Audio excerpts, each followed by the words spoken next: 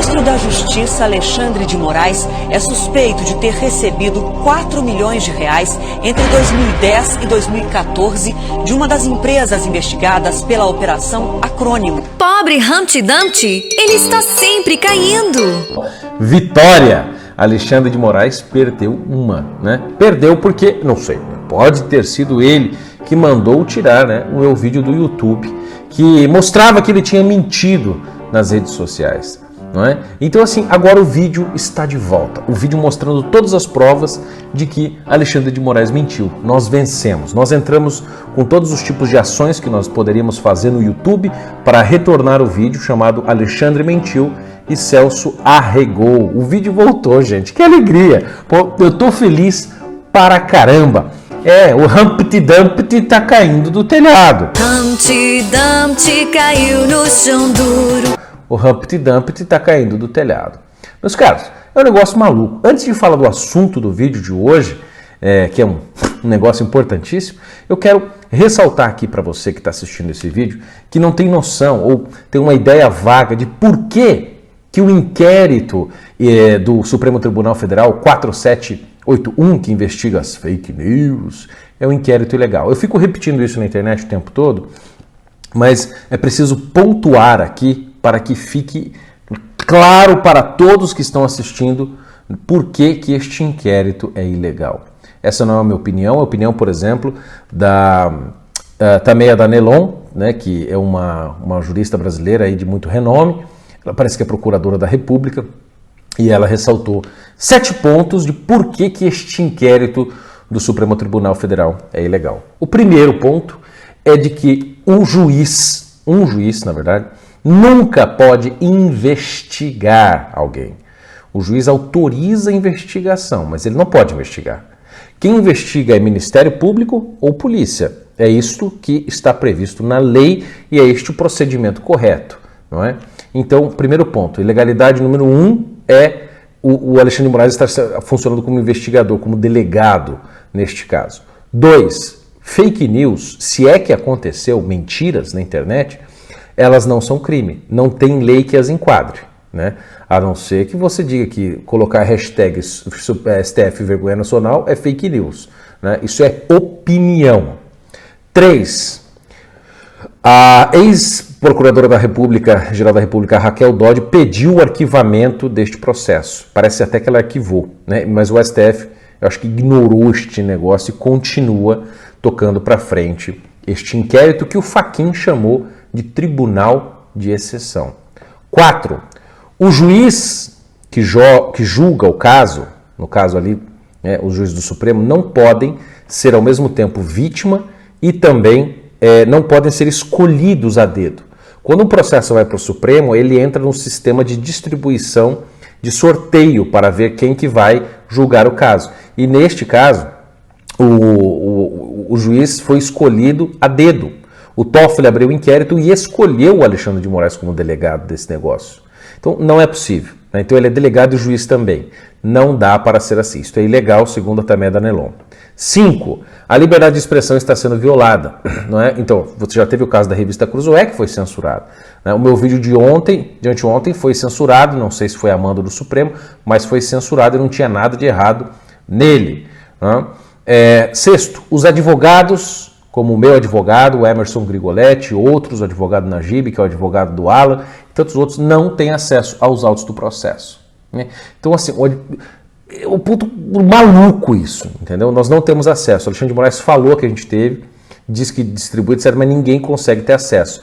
De novo, pelo 4º dia seguido, meus advogados foram lá no Supremo, inclusive hoje, e não obtiveram acesso aos autos. Isto até onde eu sei, é crime, né, de abuso de autoridade e viola uma série de preceitos, inclusive uma súmula 14 do Supremo Tribunal Federal. E 7, que é o ponto mais absurdo, é o próprio motivo, o próprio sustento, a própria base do inquérito, que é o regimento interno do Supremo Tribunal Federal. O Toffoli, quando abriu, usou o regimento interno do Supremo, que diz lá no item 43, que pode instaurar investigação, etc., para o que ocorrer dentro das dependências do Supremo Tribunal Federal. Falando do prédio, né? Falando ali o que ocorre dentro das dependências do Supremo Tribunal Federal. a não ser que um ministro seja igual ao Supremo, o que não é verdade, ou que o Brasil seja as dependências do Supremo Tribunal Federal. Então não vale. Isso é para quando ocorre um crime, alguma coisa dentro, dependendo, o juiz está lá, o Toffoli está julgando, alguém tenta dar um tiro, grita, xinga, joga um sapato nele, faz qualquer coisa. É para isso que serve, mas não para abrir inquérito e investigar pessoas porque eles se sentiram chateados de memes ou coisas do tipo. Né? Então isso é um absurdo. Agora, relativamente a essa questão do inquérito, a coisa só piora. O Alan dos Santos, queridíssimo Alan dos Santos, soltou no Twitter dele uma coisa maravilhosa que eu vou divulgar aqui para vocês. E eu quero que o Alexandre de Moraes esclareça se isso aqui é verdade ou não, se isso aqui é fake news ou não. Tá lá o despacho liberando acesso aos autos, para mim, para o Alan, etc., datado do dia 29 de maio de 2020.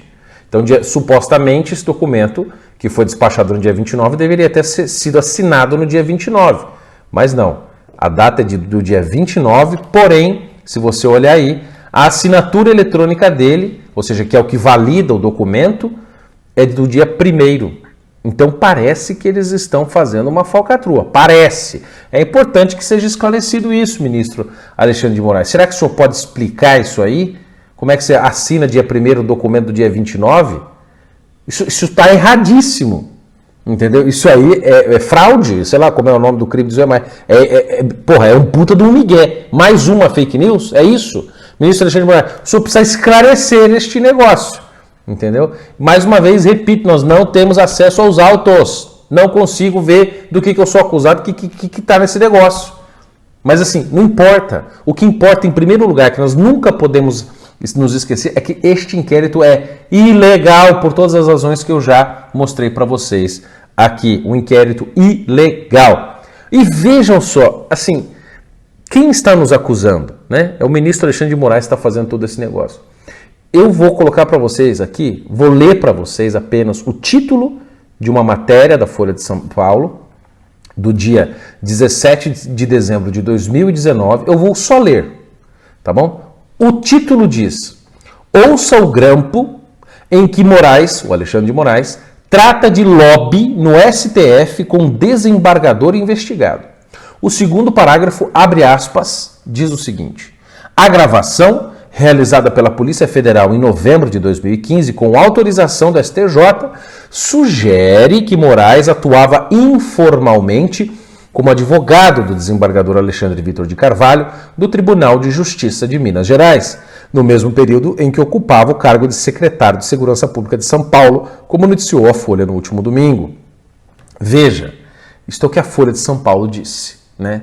Então, é um negócio que coloca certas minhocas na nossa cabeça, não é mesmo? Sabe que cabeça de juiz, essa cabeça louca de vocês, né? Mas é bom tirar da frente, pô. Eu quero começar a fazer campanha para você para STJ, porra. Pois é, tem que tirar da minha frente, eu preciso. Tem que tirar da frente, senão o povo começa a encher o saco, né? Quem que vai sustentar lá para nós hoje? Vai o doutor Laerte, que é desembargador aposentado aqui de São Paulo, de direito público e tal, amigo lá do pessoal. Bom, tranquilo, pode ficar sossegado. Falei para você, né? Calma que temos que esperar o Joaquim entrar de férias, senão nós estamos fodidos. Porque é louco. Eu lembro. Daí dia 15 de janeiro o Lewandowski assumiu, eu fui lá no dia 16. O Tribunal Regional Eleitoral de Minas Gerais tem um novo vice-presidente, um novo corregedor. O desembargador Alexandre Vitor de Carvalho foi empossado hoje e vai assumir os cargos ao mesmo tempo em que é investigado pela Polícia Federal por suspeita de nepotismo cruzado. Um grampo da Polícia Federal sugere que o hoje ministro do Supremo Alexandre de Moraes atuou informalmente como advogado de um desembargador no mesmo período em que era secretário de Segurança Pública de São Paulo. Em telefonema de novembro de 2015, Moraes conversa com o desembargador Alexandre Vitor de Carvalho, do Tribunal de Justiça de Minas Gerais, sobre sua defesa e detalha o lobby a ser feito com os então ministros do Supremo fora de seus gabinetes. O objetivo de Moraes era livrar o desembargador sob suspeita de ilegalidades de processo que poderia resultar em afastamento do cargo. Por lei, o exercício da advocacia é incompatível com a chefia de órgãos públicos, cabendo, em caso de descumprimento da regra, a abertura de procedimento disciplinar na OAB e de processo criminal por exercício irregular da profissão. Inclusive a notícia da revista Veja, que eu só vou ler para vocês aqui, de janeiro de 2015, que diz: secretário de Segurança, que é o Alexandre de Moraes, defende cooperativa de van, a Transcooper, ligada ao PCC. Eu apenas li a matéria, né? Então você tem a matéria aí, os links estão aqui na descrição, você pode lê-las, né? Mas a situação é essa, o Alexandre de Moraes é acusado de tudo isso por esses jornais, né? Então assim, eu quero que você assista agora um vídeo do Alexandre de Moraes, parece que foi na sabatina dele no Senado Federal, falando sobre liberdade. É um vídeo que não foi muito vinculado, as pessoas não viram, etc., mas é um vídeo importantíssimo dele falando sobre os preceitos. Liberdade, liberdade. Assista. Parece que há uma descontinuidade entre o que ele fala e o que ele age. Isso, eu não sei se chega a ser hipocrisia, o que é, mas assim, ele não está agindo, né, porque está cerceando, né, através desse inquérito, ao meu ver, ilegal, a liberdade das pessoas, como eu demonstrei aqui. Então, assim, assista essa reportagem, essa fala dele importantíssima, e eu gostaria de saber se o diletíssimo ministro do Supremo Tribunal Federal vai agir como pensa ou pensar como age. Esse é um ponto importante. Então, fiquem com a reportagem, com esta fala dele aí, e tirem suas próprias conclusões. Importante, não se esqueça de inscrever-se no canal, deixar o seu like, comentar, né? E nunca se esquecer que nós temos uma música importantíssima.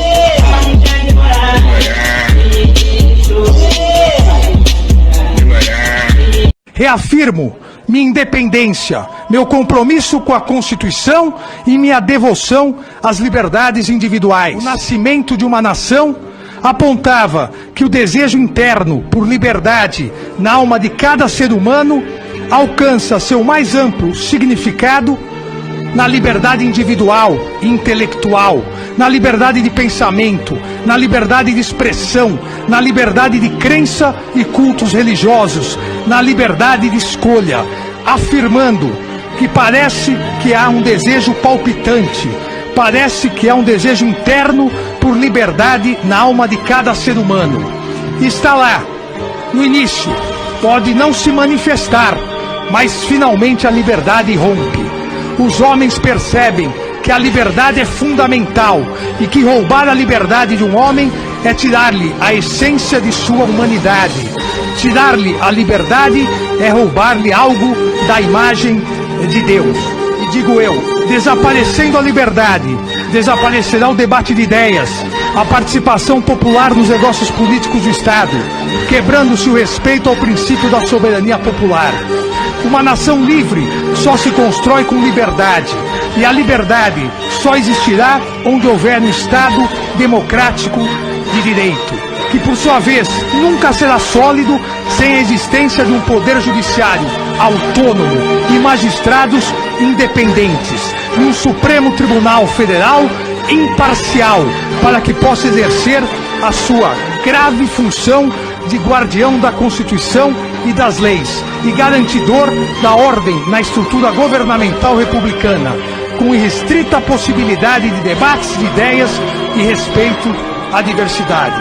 Esse é o Supremo Tribunal Federal que acredito, defensor das liberdades. Esse é o Poder Judiciário que acredito. Esse é o meu compromisso, senhoras e senhores senadores. Falei para você, né? Calma que temos que esperar o Joaquim entrar de férias, senão nós estamos fodidos, senão nós estamos fodidos, senão nós estamos fodidos, senão nós estamos fodidos. Pessoal, tudo bem? Boa tarde. Agora são exatas 16 horas e 3 minutos, horário de São Paulo aqui, tá? Brasília. 4 e 6, dia 4/6 de 2020, estou aqui passando esta informação para vocês. Quem tem acompanhado aí sabe que os advogados das partes foram acusados de falsos, né, de mentirosos, porque o processo já estava com vistas. A imprensa dizendo que desde o dia 29 a gente já havia aí tido acesso, né, e constando essa informação que o gabinete do ministro Alexandre de Moraes informa que, diferentemente do que é alegado falsamente, foi autorizado o integral acesso, conhecimento dos autos aos investigados, né, e aí nós fomos intimados apenas ontem, né, da informação, e agora eu vou provar para vocês aqui, através do despacho do ministro, o que está acontecendo. Bom, vamos lá. Primeiro, tá? Consta aqui de forma obscura e contraditória que seria integral conhecimento das investigações, tá? Apenso 70 apenas. Afinal, é integral ou é apenas o apenso 70? Esse é um detalhe aí que já dificulta bastante. Lembrando que até agora, esse horário e dia que eu falei, a gente não teve acesso aos autos, nem foi permitido o agendamento, tá? Para ter acesso aos autos conforme consta no despacho. Agora, uma coisa que chamou muita atenção é isso aqui, ó, tá? No despacho está constando que ele despachou isso aqui dia 29, tá? Mas esse documento foi assinado digitalmente, tá? Esse documento eu recebi do Supremo. Então tá, quando a gente fala em assinatura digital, a gente tem que verificar as assinaturas aqui, né? E aqui consta, ó, que foi assinado pelo ministro Alexandre de Moraes, tá? Tem os detalhes da assinatura. A gente, inclusive, pode verificar aqui as informações, tá? Isso comprova que, de fato, é a assinatura do ministro, mas quando a gente clica na assinatura, na parte de cima do documento aparece exatamente a hora, minuto, segundo e dia que foi despachado, né, que foi assinado, né? Lembrando que até então, sem assinatura, é apenas uma folha em branco. Esse documento foi assinado no dia 1/6/2020, exatamente às 11h26h32. Entendeu? Só que contraditoriamente consta aqui que ele teria sido assinado dia 29. Né? Isso é de uma gravidade tremenda. Né? Eu não esperei que eu fosse passar por uma situação dessa, né, dentro da mais alta corte do país. Nós estamos providenciando um encaminhamento imediato disso aqui para investigação pela PGR. Né? Que isso é uma situação muito grave. E lembrando o seguinte, até agora nós não tivemos acesso aos autos. Abraço a todos. Porra! Não quer ser criticado, quem não quer ser satirizado, fique em casa. Não seja candidato, não se ofereça ao público, não se ofereça para exercer cargos políticos. Essa é uma regra que existe desde que o mundo é mundo. Querer evitar isso por meio de uma ilegítima intervenção estatal na liberdade de expressão é absolutamente inconstitucional. Deus!